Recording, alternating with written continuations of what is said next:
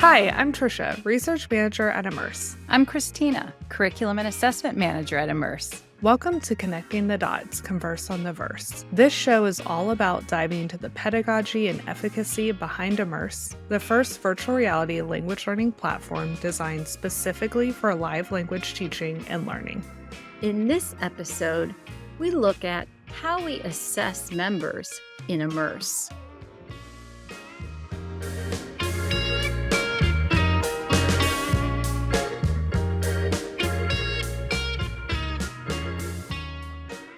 Welcome back, everyone, to Connecting the Dots, Converse on the Verse. I'm really looking forward to today's episode. We're going to dive into assessment and how we assess our members at Immerse. So I will be asking Christina a lot of questions, and she is the one who is behind all of our assessments.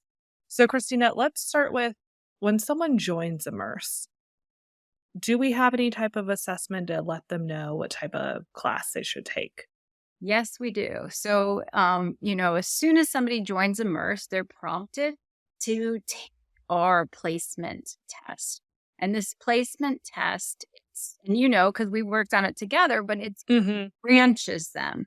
So based on the questions the member is answering, it's going to move them in one way or another. So let's say you're answering and you're getting it correct, then it's going to keep moving you up, right? Or if you're struggling, it may move you back and stop you out of the assessment. So we recommend a level based on that assessment. And on a student's dashboard, they will always see the class kind of starred of what their level is. So it's kind of prompting them to, hey, this is your level. This is the class you should be entering. And Christine, can you walk us through, because I know we had a reason for, how we structured it. So if someone maybe isn't performing as well, it ends. Can you talk about why we decided to do that? Well, it's really demotivating to a learner if they're taking this assessment and they're like, yeah, no, I don't know that. Yeah, no, I don't know that. Yeah, no, I don't know that. So we call it a fail safe in assessment.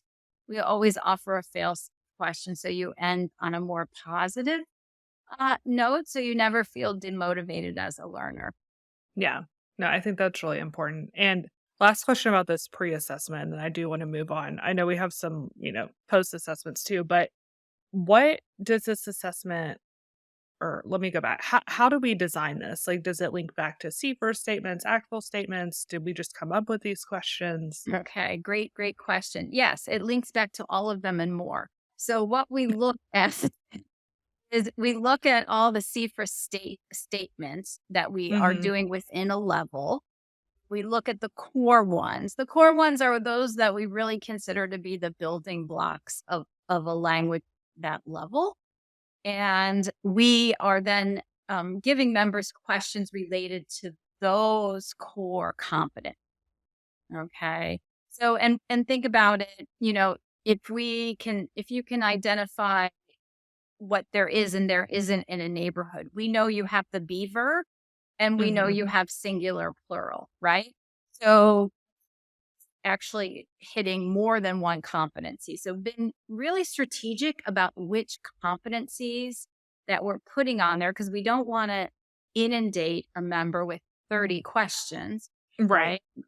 So just really strategically picked, aligned to several, SEFR, one of them, full, and also the global scale of language. Yeah. And I think I'll just jump in and add, I think it's so important how our self-assessment especially is aligned to those can-do statements, because research has shown, a lot of people will argue, well, it's a self-assessment. Well, no, research has actually shown that if you give students descriptive can-do statements, that they can accurately self-assess, and that those, self-assessments will reliably correlate with OPI scores or, another standardized test score.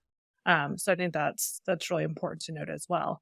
So that's how students get into the platform. They're assessed at their level, or they self-assess, they get their level, they take their classes. What types of assessment do we offer them after that? Okay, so it's really kind of threefold now if we think about it. First of all, at the end of every lesson now, we have a new feature. Okay, so we have our pull feature.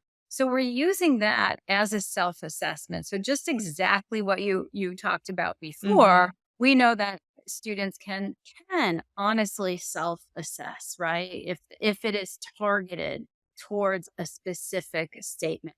So at the end of each lesson, they receive a poll question.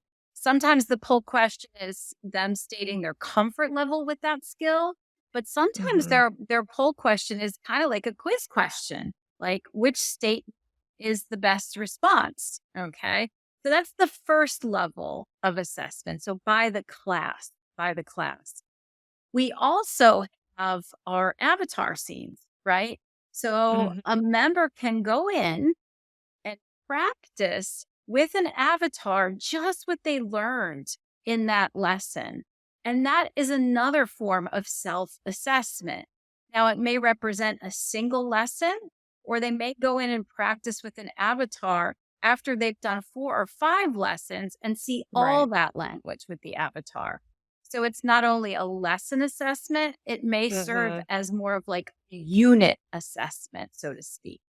And then lastly, we have our final assessment. So after a member has, filled up a good bit of their learning journey, and, we've talked about the learning journey before, but it's based around these 9 functions. If they've filled up their learning journey quite a bit, it will prompt them to take the assessment to see if, they have the competencies, the master the skills to go to that next level. And very much like our placement, it's hitting all the key competencies within Right. that language group. Okay.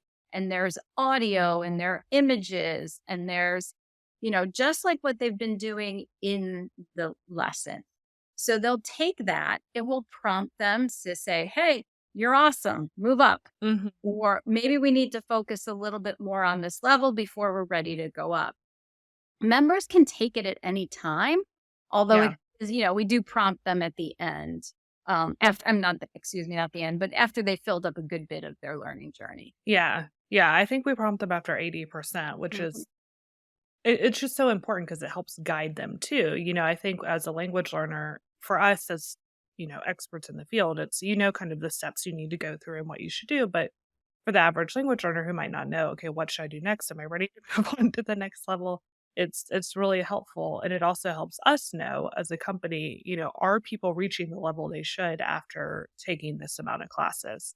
So Absolutely. And assessment is usually seen as, a really dirty word by mhm, most learners, but we know how important it is to be able not only again to track those learning gains, but also to assess ourselves, right? To right. assess our curriculum, to even assess our individual classes. As somebody who's been a guide myself teaching, it's really important if my students, if my members are not comfortable with a certain skill, Mhm. that's probably on me, right? Exactly. That Right. maybe I didn't do the best job communicating that. So assessment is not just about the learner, it, Right, it's for us it's as for us well. as well.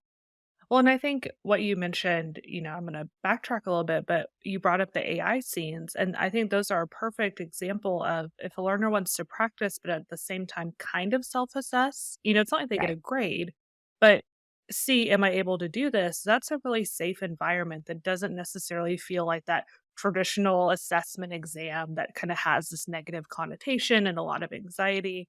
And one thing with the AI scenes too, as you know, but for our listeners, is they do have a task list. So Christina has designed them to where when a learner goes in there, whatever they're trying to accomplish, it's broken into, 4 or 5 really tiny tasks. And if they do those successfully, it's checked off. So they have this nice visual as well to really know, okay, did I do that or did I not?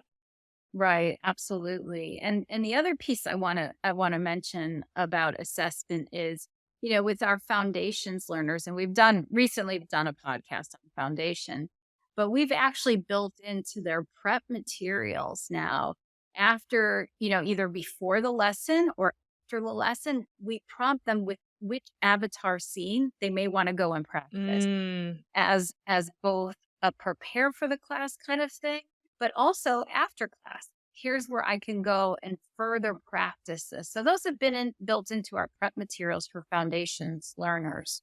Yeah, that's amazing. And as someone who's been analyzing our AI data, I can say that we do have a lot of learners who are using it in that way. You can see that they're doing the role play that corresponds to the class. So it's quite impressive.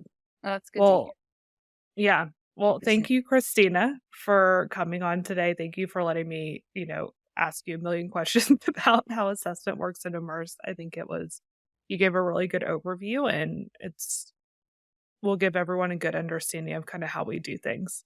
Excellent. Well, thank you all.